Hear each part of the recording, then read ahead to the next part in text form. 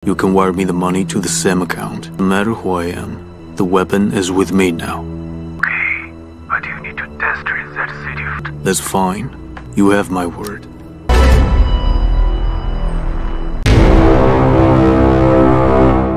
Sniper Vengeance, sebuah film yang dirilis pada tahun 2023.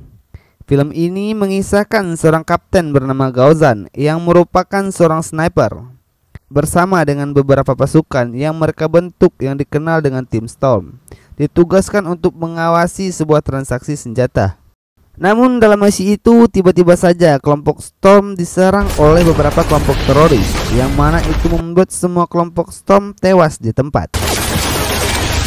Gaozan yang merupakan satu-satunya orang yang selamat dalam kejadian itu, dia pun tak tinggal diam dan menuntut balas atas kematian rekan-rekannya.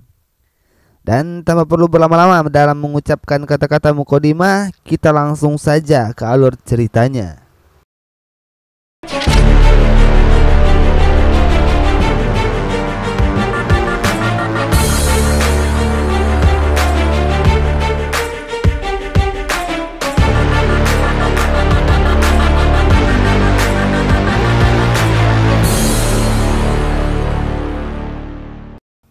Film diawali dengan memperlihatkan sebuah bekas pertambangan minyak di Asia Tenggara, diketuai oleh Gaozan yang terbentuk dalam Tim Storm dan beserta temannya yang merupakan seorang pengintai dari Tim Olbir.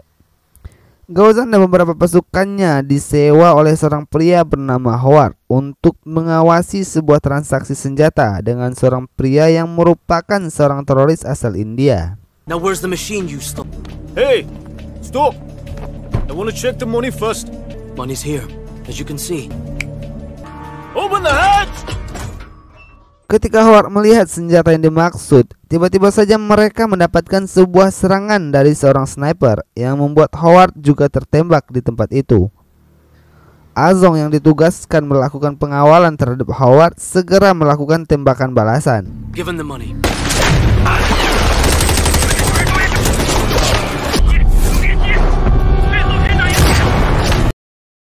Di sisi lain, Gaozan dan Tim Olbir yang mengetahui posisi salah satu sniper itu tampak mencoba melepaskan tembakan. Namun dikarenakan komunikasi antara Gaozan dan Tim Storm yang disadap pasukan musuh, ia segera mencoba untuk memerintahkan anak buahnya untuk segera mundur.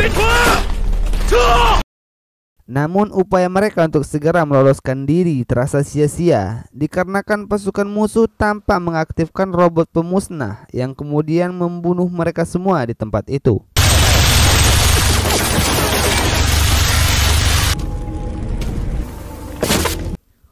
Di sisi lain terlihat Gaozan dan rekannya dari Tim Olbir yang tengah berupaya mencari celah untuk keluar dari gempuran sniper. Tiba-tiba mereka malah melihat Howard yang masih hidup. Dan dari situ mereka menyadari jika Howard telah mengkhianati mereka. Dan di saat yang bersamaan, sniper musuh tampak berhasil melumpuhkan Olbir. Gaozan yang tidak berdaya dikarenakan terlalu kuatnya serangan musuh. Dengan mata kepalanya sendiri, Gaozan harus menghadapi kenyataan bagaimana pasukan musuh menghabisi rekannya dengan begitu sadis.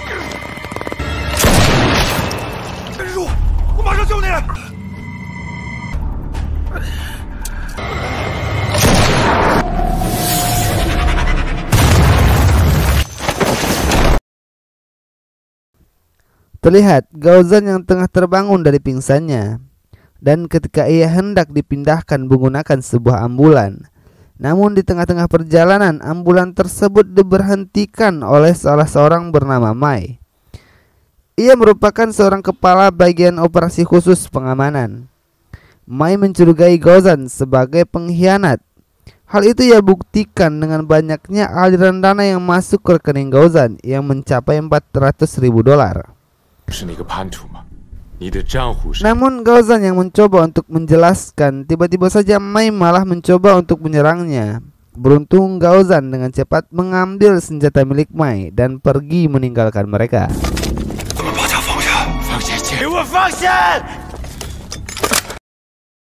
Film kemudian memperlihatkan saat dimana para ilmuwan berkumpul di sebuah pusat konvensi dan pameran di Asia Tenggara, yang mana itu adalah sebuah tempat di mana para ilmuwan berkumpul untuk membahas investasi di bidang teknologi. Dan tak lupa juga kita diperlihatkan dengan seorang perempuan yang merupakan salah satu anggota teroris yang telah menghabisi semua pasukan Storm. Kita panggil saja dia dengan sebutan Loli. Loli yang melakukan penyamaran sebagai investor ditugaskan untuk menculik para ilmuwan yang berada di sana.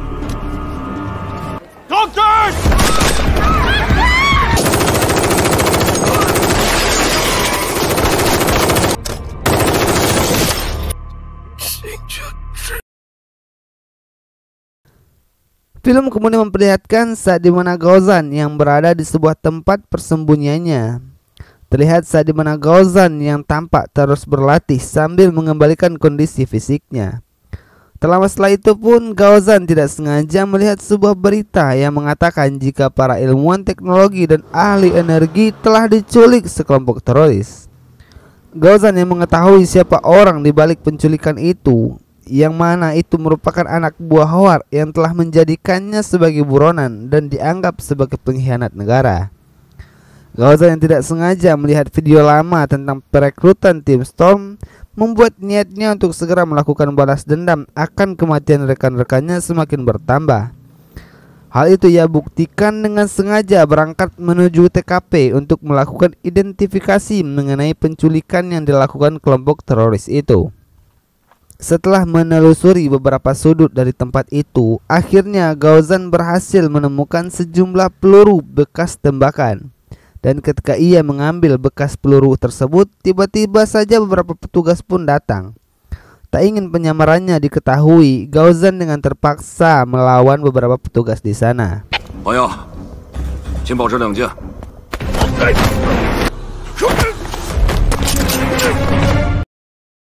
Adegan kemudian memperlihatkan tim pasukan khusus yang tampak menjalankan sebuah misi. Mereka yang tergabung dalam sebuah tim yang bernama tim Tiger ini diketuai oleh Pang Jiang.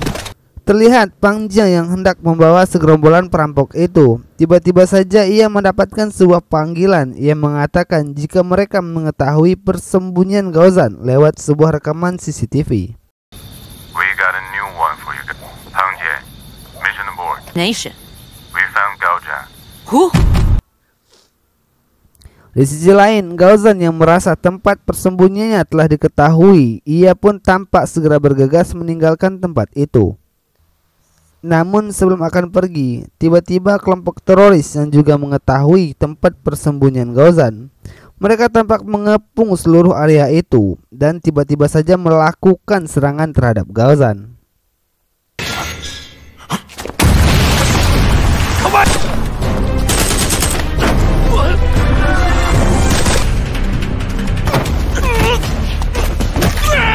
Gaozan yang merupakan seorang kapten pasukan khusus tampak dengan mudah mengalahkan kelompok teroris itu. Namun ketika ia akan berhadapan dengan Loli, tiba-tiba tim Tiger datang dan langsung menangkapnya. Baidu Kang.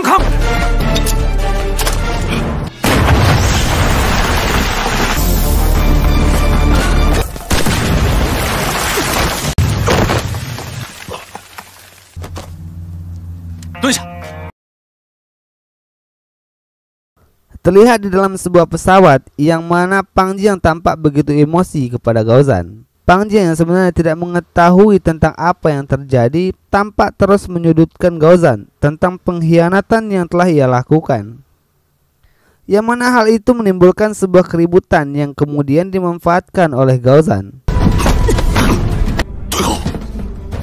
Gaozan yang mengambil alih pesawat pun meminta sang pilot untuk merubah rute penerbangan. Dan kemudian Gaozan pun turun menggunakan sebuah parasut untuk segera mendarat di sebuah pulau terpencil. Pang Jiang yang tidak terima akan hal itu bersama dengan tim Tiger, mereka memutuskan untuk segera mengejar Gaozan. Di saat yang bersamaan, terlihat Howard yang berada di tempat persembunyiannya bersama dengan para ilmuwan yang telah mereka culik. Howard tanpa memaksa para ilmuwan untuk segera menyelesaikan sebuah proyek senjata berkekuatan tinggi, yang mana alat itu jika difungsikan dengan skala maksimum bisa menghancurkan sebuah kota dengan jarak radius 120 km. Howard yang sangat puas melihat senjatanya bekerja dengan sempurna. Dan ketika para ilmuwan meminta untuk dipulangkan, Howard pun mengingkari janjinya kepada para ilmuwan itu, karena ia merasa masih membutuhkan mereka dikarenakan senjata tersebut telah dibeli oleh kelompok teroris lainnya. Namun sebelum itu terlihat salah satu ilmuwan di sana tampak merekam sebuah senjata itu melalui sebuah kamera yang telah disisipkan di salah satu bagian kacamatanya. Dan di saat yang bersamaan salah satu anak buah Howard segera mengatakan kepadanya jika radar mereka telah mendeteksi ada sekitar 6 orang yang memasuki wilayah mereka. Howard yang mendengar hal itu meminta para anak buahnya untuk segera menangkap para Send pembunuh someone itu. to check this out. No! Di sisi lain, tampak Gaozan yang sedang mengintai beberapa penjaga yang berada di sebuah pos penjagaan. Gaozan yang merupakan seorang mantan pasukan khusus tampak dengan mudah menghabisi beberapa penjaga di sana.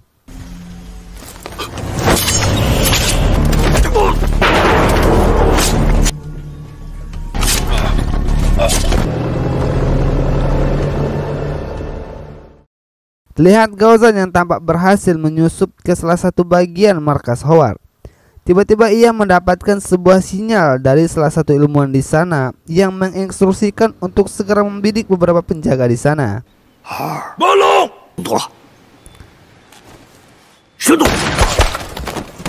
Para ilmuwan yang tampak berhasil meloloskan diri akhirnya bertemu dengan Gaozan. Ternyata salah satu dari para ilmuwan itu merupakan seorang pengintai yang merupakan teman lama Gaozan yang bernama Old Buddha. Di sini Old Buddha mengatakan kepada Gaozan bahwa ia telah menyimpan semua data mengenai alat pemusnah yang akan segera dijual kepada kelompok teroris. Di tempat lain, Pang Jiang dan beberapa anggotanya yang juga terus menyusup di tempat itu dengan terpaksa menghentikan pergerakannya, dikarenakan mereka tidak sengaja melihat sebuah jebakan yang terpasang di tempat itu. Beranggotakan 5 orang, tampak Pang Jiang menginstruksikan agar rekan-rekannya membagi perannya masing-masing. Sementara itu terlihat Pang Jiang mencoba memancing pergerakan musuh.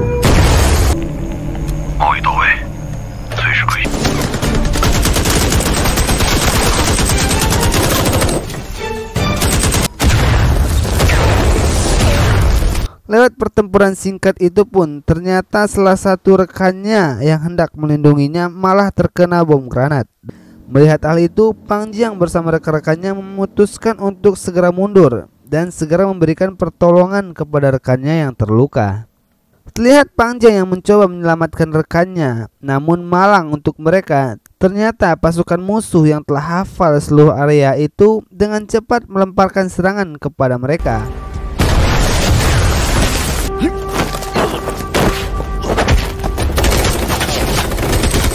Yang mana akibat dari serangan itu 2 orang dari rekannya harus meregang nyawa dan 2 lainnya ditangkap oleh pasukan musuh.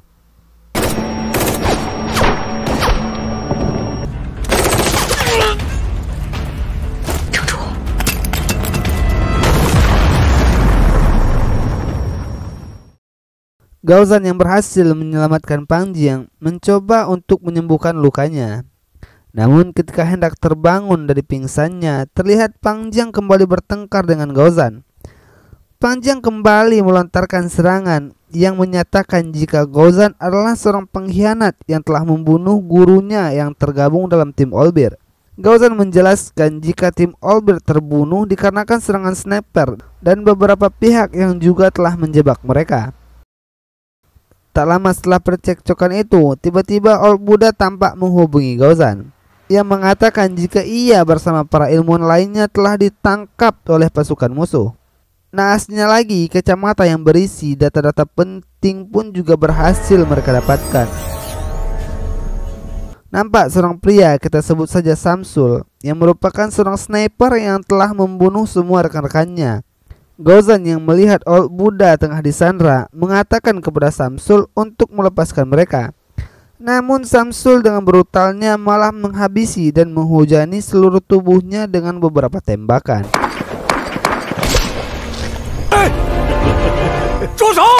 Gaozan yang melihat hal itu tampak jatuh pingsan. teringat akan traumanya ketika Tim Olbir mati di depan mata kepalanya sendiri. Dan hal itu juga kembali terjadi kepada Olbuda, yang mana pembunuhnya juga merupakan orang yang sama. Pangjang yang melihat keadaan Gaozan segera memberikan pertolongan untuknya. Pangjang yang masih bingung melihat apa yang terjadi barusan mencoba menanyai Gaozan tentang apa yang telah terjadi sebenarnya. Gaozan yang sebenarnya tidak pernah berbicara kepada siapapun mengenai kenyataan yang sebenarnya dan lebih memilih menanggung semua beban itu sendiri. Ia pun menjelaskan kepada Pangjang jika ia dan Tim Olbir telah dikhianati oleh Howard. Howard yang disangka telah mati itu sebenarnya masih hidup.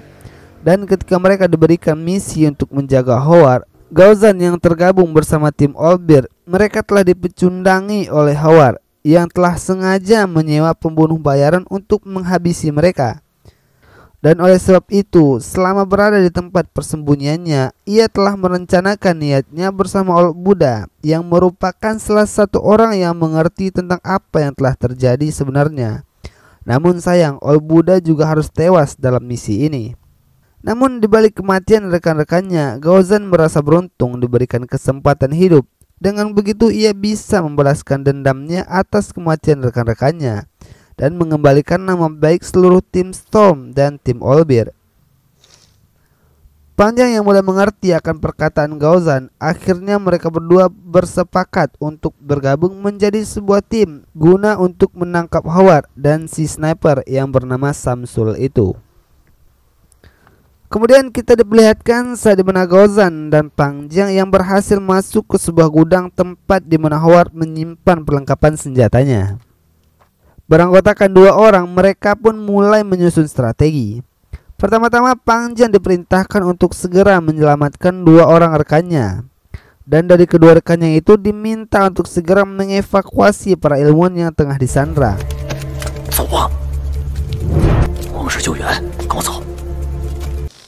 Gaozan yang tampak mempersiapkan sebuah jebakan, tiba-tiba ia melihat sebuah senjata robot pemusnah yang mereka pakai saat dimana para teroris dengan brutalnya membunuh rekan-rekannya. Dan dirasa semua strategi telah siap, pembantaian terhadap teroris pun segera dilakukan.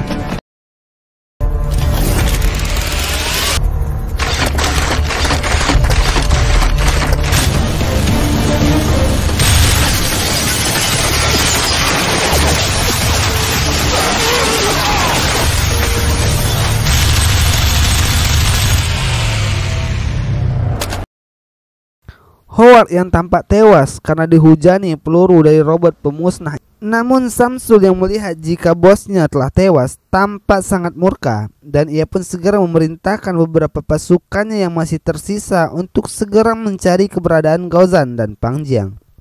Nampak para pasukan teroris yang terus mencari keberadaan Gaozan. Lihat satu persatu di antara mereka tampak tewas dikarenakan telah termakan sebuah jebakan yang sebelumnya telah dipasang oleh Gaozan.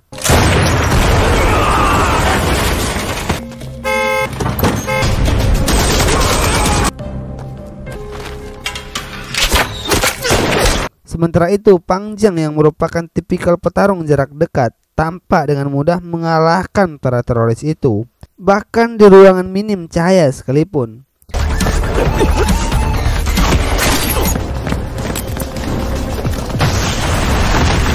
Segerombolan para teroris yang tampak terus bertumbangan, tiba-tiba saja Pangjang disudutkan oleh salah satu teroris yang dari tadi telah mengintainya. Beruntung di sini Kapten Gaozan, sang ahli sniper, dengan cepat melumpuhkan teroris itu.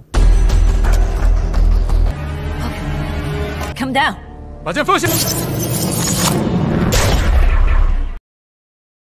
Sementara itu, Loli yang tampak terbangun dari pingsannya, dengan cepat ia segera berdiri dan memutuskan untuk segera mengejar Pangjang. Dan di saat yang bersamaan, Gaozan yang terus mengintai pergerakan musuh, akhirnya ia mendengar sebuah percakapan antara Samsul dengan calon pembeli yang akan mengambil senjata itu. Howard yang telah tewas, di sini Samsul mencoba mengambil alih dan meminta uangnya untuk segera ditransfer. Sang pembeli yang tampak menyetujui hal itu akan memberikan 50% dari kesepakatan. dan 50%-nya lagi akan dibayar jika senjata itu benar-benar mampu menghancurkan sebuah kota dengan jarak radius 120 km.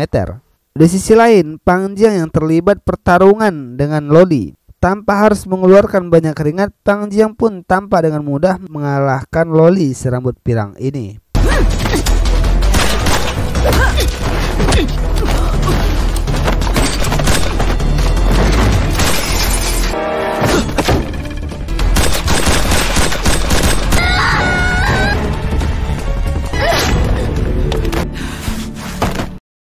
Terlihat setelah Pang Jiang yang tampak berhasil mengalahkan Loli, ia segera menemui rekannya dan para ilmuwan. Pang Jiang yang tampak bingung melihat keadaan di luar sana.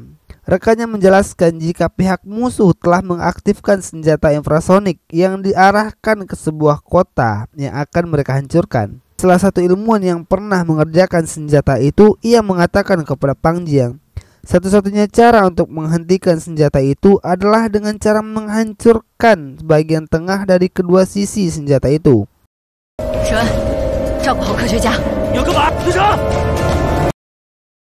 Dan di sisi lain, Gaozan yang akhirnya bertemu dengan musuh lamanya yang telah membunuh rekan-rekannya, tampak Gaozan tidak menyia-nyiakan kesempatan untuk segera membalaskan dendamnya terhadap si Samsul.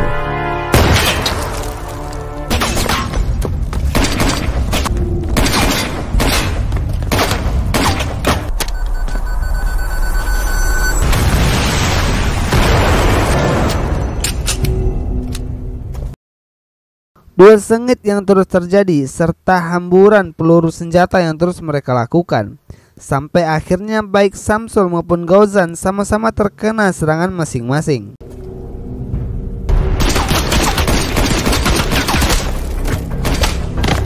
Samsul yang mencoba bersembunyi di balik sebuah dinding gedung itu tampak mencoba membidik ke arah Gaozan. Namun Gaozan yang terlalu pintar merencanakan hal itu, ia sebenarnya hanya memancing si Samsul untuk bersembunyi di balik dinding itu. Karena di bagian dinding itu, ia melihat sebuah saluran pipa kosong yang mengarah ke bagian dinding itu. Dan tanpa menunggu lama, Gaozan pun langsung melepaskan sebuah tembakan ke arah saluran pipa itu.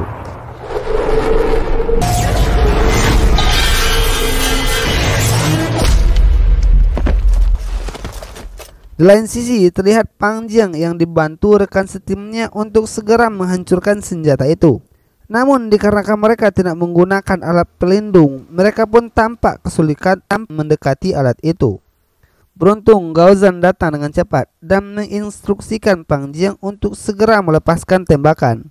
Namun Pang Jiang menolak untuk melepaskan tembakan, karena ia menyadari satu-satunya cara agar ia dapat melepaskan tembakan adalah dengan mengarahkan tembakan ke arah jantung Gaozan yang merupakan titik tengah antara kedua sisi bagian senjata itu.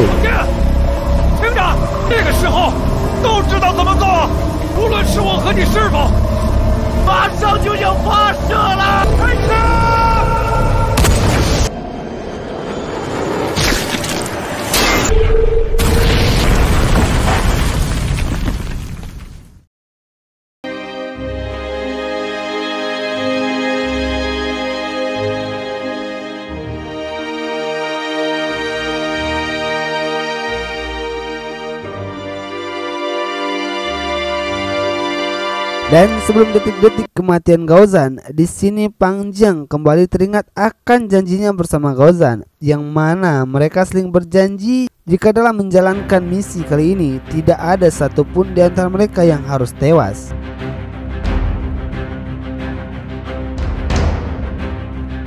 Tamat.